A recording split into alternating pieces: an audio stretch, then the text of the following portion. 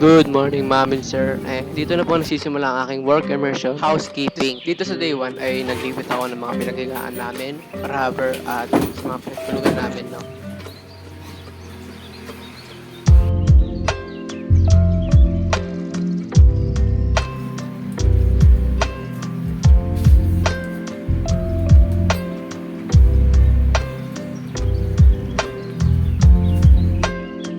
At dito naman sa day 2 ay naghugas ako ng plato at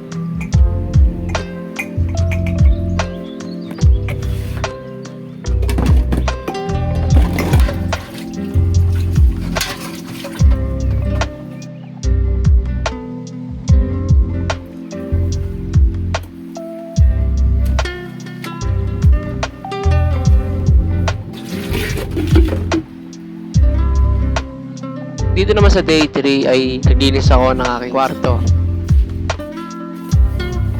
Dito naman sa day 4 ay naglinis ako ng aking mga computer. Tinanggal ko ang mga alikabok at inayos ko yung mga charger at yung mga iba pang wire. Dito naman sa day 5 ay naglinis ako ng electric fan dahil sa sobrang init. Mainit din ang buga, so kailangan na itong linisan.